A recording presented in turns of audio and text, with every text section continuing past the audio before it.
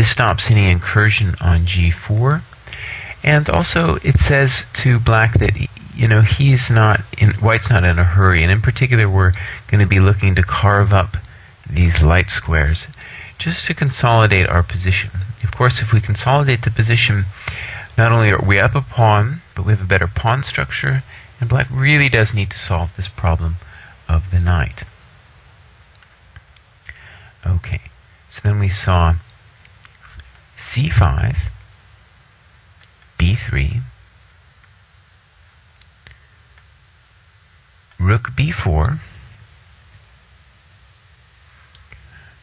rook e1,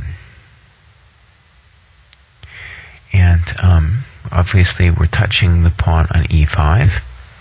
And here Josh played his plan, bishop b7. So this is all very natural by black. He's brought his pieces in. This rook looks like it's active. This bishop has this beautiful diagonal, and white still has some problems to solve. Black in turn really wants to solve these guys, and that would actually occur if white were to take directly. Black would get good compensation against the king with all of black's pieces coming in. And this might even be playable for white to take the pawn, but Nakamura plays it much cooler than that, and I think that was a good move. One of the things I would like to applaud him for, actually, is, he really, this variation, even if you think it's good for white, is definitely very dangerous for white. We're going to see that Nakamura really has to create dangerous-looking situations for himself as well in order for this to work out. And that's to be applauded, especially when you're playing someone like Josh, who's very gifted with the initiative.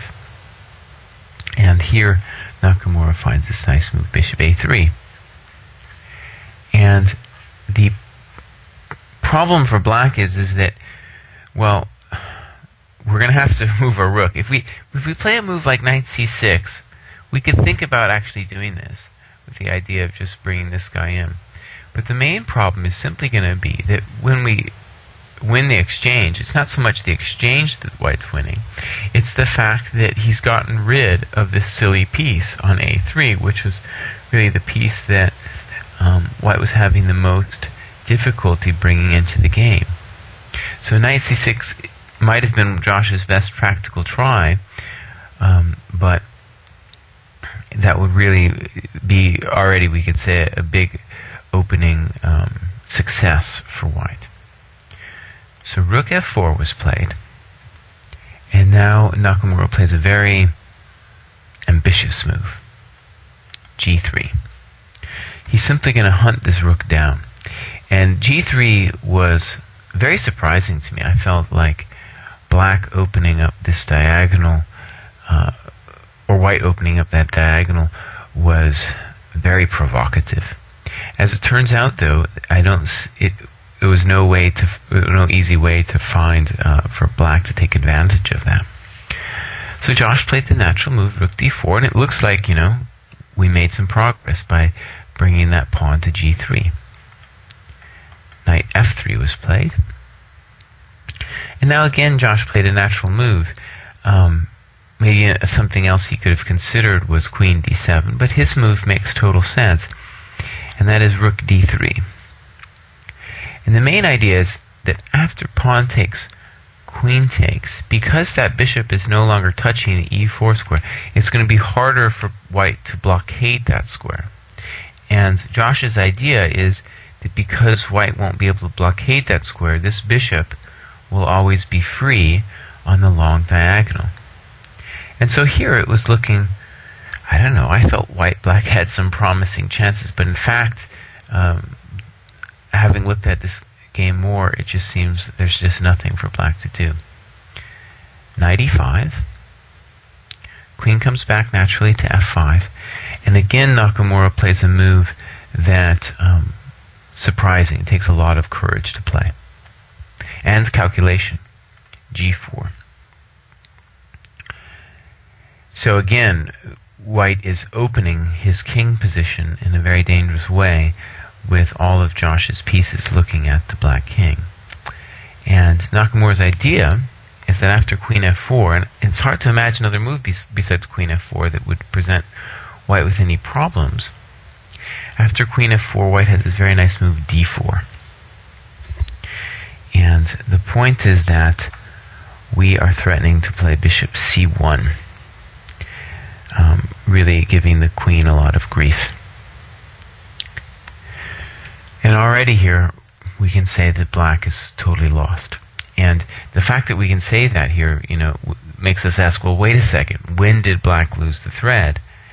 And part of the thing is you can go back in time and perhaps we can criticize rook b8, rook b4, but even then it wasn't so easy for black to find the natural plan, and that's why I think this is going to be a variation that black needs to solve.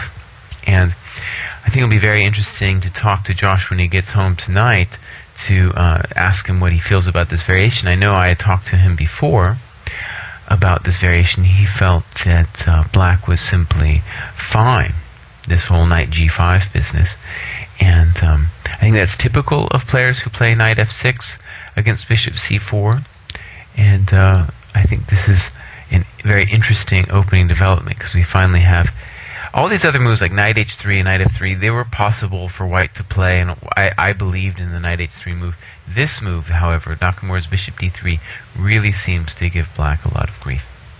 The game continued. Rook d8. And here Nakamura could have just played bishop c1, and the point would be after queen d4 we just trade queens, and white has a completely winning endgame.